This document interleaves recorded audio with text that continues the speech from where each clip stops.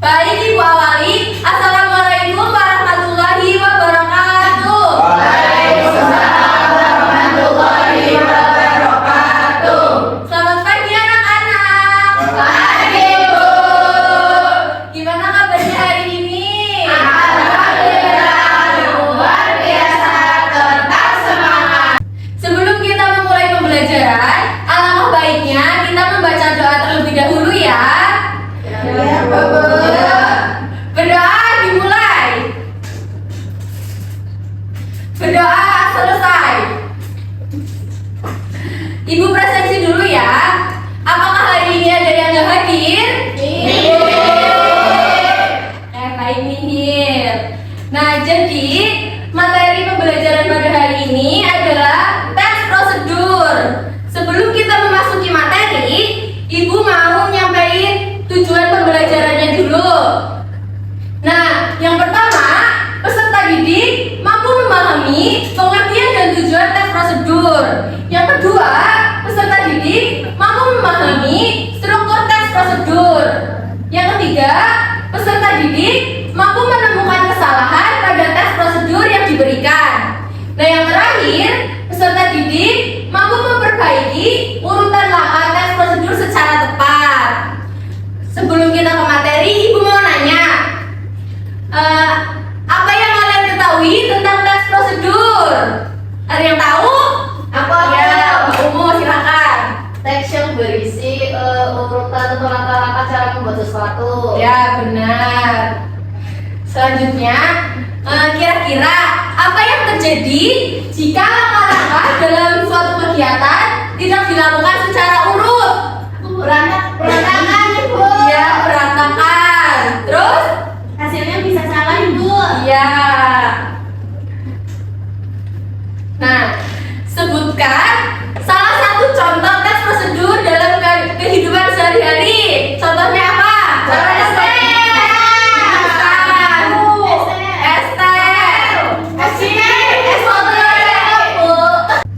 Selanjutnya kita memasuki materi. Nah, tes prosedur adalah jenis tes yang berisi langkah-langkah, tahapan, atau petunjuk yang disusun secara sistematis, runtut, logis, dan jelas untuk melakukan suatu kegiatan atau membuat sesuatu, sehingga tujuan yang diharapkan dapat tercapai secara tepat. Nah, tes prosedur disusun agar pembaca atau pengguna dapat mengikuti instruksi dengan mudah, benar, dan tanpa kesalahan. Karena setiap langkah disajikan secara berurutan dari awal hingga akhir. Selanjutnya ada tujuan tes prosedur. Tujuannya ada berapa anak-anak? Nah, yang pertama ada memberikan petunjuk atau arahan. Tujuannya agar pembaca mengetahui cara melakukan sesuatu kegiatan dengan benar. Yang kedua, membantu pembaca mencapai tujuan tertentu, misalnya membuat makanan, menggunakan alat, atau melakukan suatu proses. Dan yang ketiga, menghindari kesalahan dalam melakukan kegiatan, karena langkah-langkah disusun secara jelas dan urut. Nah, yang keempat adalah memudahkan pekerjaan atau aktivitas dengan mengikuti langkah-langkah yang sudah tersedia. Yang kelima ada menyampaikan informasi secara praktis dan sistematis. Nah, tujuannya agar mudah dipahami dan diikuti. Dan yang terakhir, meningkatkan ketepatan dan keberhasilan hasil karena proses dilakukan sesuai prosedur. Selanjutnya ada struktur teks prosedur. Ada berapa? 3. Yang pertama ada apa? Tujuan. Yang kedua? Alat dan bahan. Yang terakhir? Ya, strukturnya ada 3 ya anak-anak. Yang pertama ada judul atau tujuan. Nah, bagian ini berisi tujuan atau hasil yang ingin dicapai dari kegiatan yang dilakukan. Nah, fungsinya apa sih? Nah, fungsinya memberikan gambaran kepada pembaca tentang apa yang akan dibuat atau dilakukan. Yang kedua ada apa? Alat dan bahan. Ya, alat dan bahan.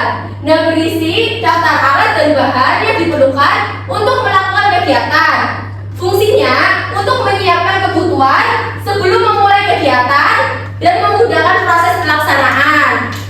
Yang ketiga ada langkah-langkah. Nah, langkah-langkah bagian ini berisi urutan kegiatan atau tahapan yang harus dilakukan secara runtut dan jelas. Nah, ciri-cirinya ada dua, yaitu yang pertama disusun berurutan atau tidak boleh acak. Yang kedua menggunakan kalimat perintah seperti Masukkan, tambahkan, tuangkan, rebusan. ya. Selanjutnya, di sini Ibu punya contoh tes prosedur yang langkah-langkahnya masih acak. Tadi strukturnya ada apa aja? Ada yang masih ingat nggak?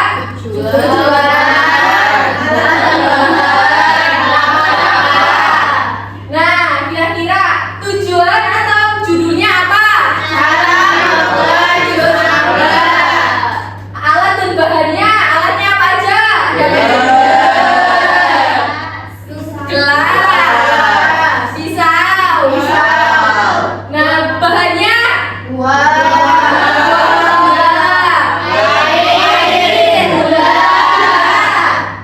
ya. Nah, coba ini kan langkah-langkahnya masih acak. Coba kita urutkan. Kira-kira yang pertama apa dulu? Siapkan berbagai. Ya, yang kedua? Ya, yang ketiga? Masukkan dan Yang keempat? tambahkan air dan gula secukupnya. Terus?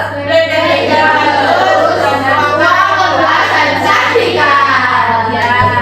Nah, di sini Ibu punya LKPD. Nah, tugas kalian nanti urutkan kembali langkah-langkah yang masih acak serta tentukan strukturnya. Tadi ada tujuan, alat dan bahan, yang langkah-langkah. Ya. Nah, sekarang Ibu mau kalian berhitung 1 sampai 4. Nanti berkelompok sesuai nomornya ya. Baik, Ibu. Berhitung dari Benaiza. 1, 2, 3, 4, 5. 2, 3, 5. 1,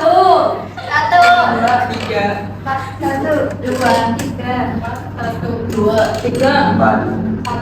2. Ya, silakan boleh berkelompok dengan kelompoknya. Sudah kumpul dengan kelompoknya masing-masing? Sudah. Ibu bagikan ya.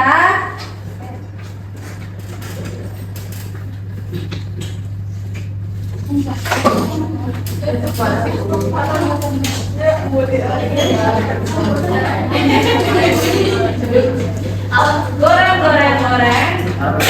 Ibu kasih waktu 5 menit untuk mengerjakan. Jangan berisik ya anak-anak. Baik, Bu.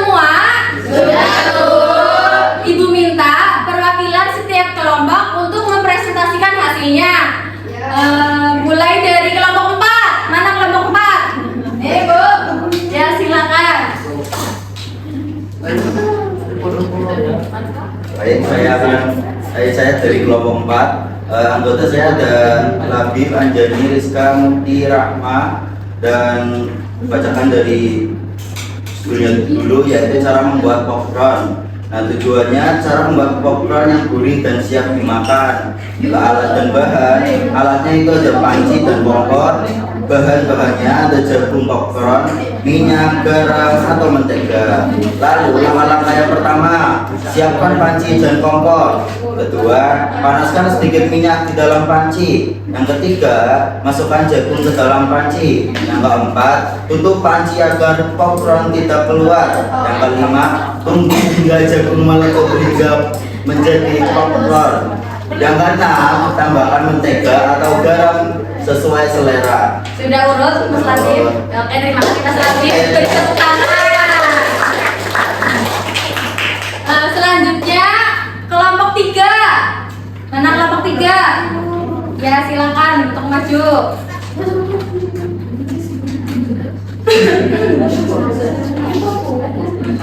Saya perwakilan dari kelompok 3. Anggotanya ada Rohim, Salma, Salsa, Naswa, dan Siskia. Judulnya cara membuat nasi goreng. Tujuannya membuat nasi goreng yang lezat dan enak. Alat dan bahan: wajan, spatula, kompor, dan piring. Bahannya: 1 piring nasi putih, 1 piring telur, 2 siung bawang putih, 2 buah cabai, kecap manis secukupnya, garam secukupnya, dan minyak goreng secukupnya. Langkah-langkahnya: yang pertama, siapkan wajan dan spatula. 2. Panaskan minyak goreng di wajan. 3. Haluskan bawang putih dan cabai. 4. Tumis bumbu halus hingga harum. 5. Masukkan telur lalu orak-arik. 6. Masukkan nasi putih ke dalam wajan. 7. Tambahkan kecap manis dan garam secukupnya. 8. Aduk semua bahan hingga tercampur rata. 9. Sajikan nasi goreng di piring. Selesai. Ya, beri tepuk tangan. Selanjutnya kelompok 2. Ya, silakan Mbak Umu.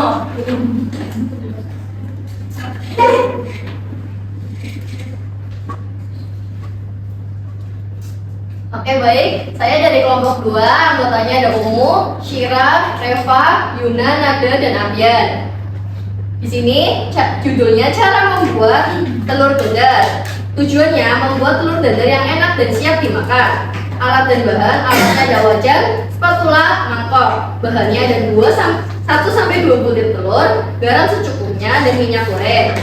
Langkah-langkahnya: yang pertama, siapkan wajan dan spatula. Yang kedua, pecahkan telur ke dalam mangkok. Yang ketiga, tambahkan garam secukupnya. Yang keempat, aduk telur hingga tercampur rata. Yang kelima, panaskan minyak di wajan. Yang keenam, tuangkan telur ke dalam wajan. Yang ketujuh, balik telur agar matang kedua sisi.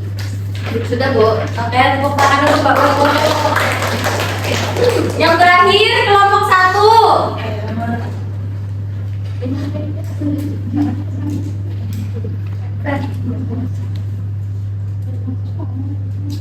Saya dari kelompok 1. Nama anggota kelompoknya ada Berlita, Saskia, Arum, Bunga, Salwa, dan Aisyah. Judulnya cara membuat roti bakar. Tujuannya membuat roti bakar yang enak dan siap dimakan. Alat dan bahan, alatnya wajan, kompor, spatula. Bahannya roti tawar, margarin, meses atau selai. Lalu langkah-langkahnya: yang pertama adalah siapkan roti tawar. Yang kedua, siapkan wajan dan kompor. Yang ketiga, oleskan margarin pada roti. Dan yang keempat, panggang roti di atas wajan. Selanjutnya, angkat roti setelah kecoklatan. Dan yang terakhir, tambahkan meses atau selai sesuai selera. Terima kasih. Ya, tepuk tangan. Sekarang boleh kembali ke tempat duduknya masing-masing ya anak-anak. Kertas yang tadi boleh dikumpulkan dulu.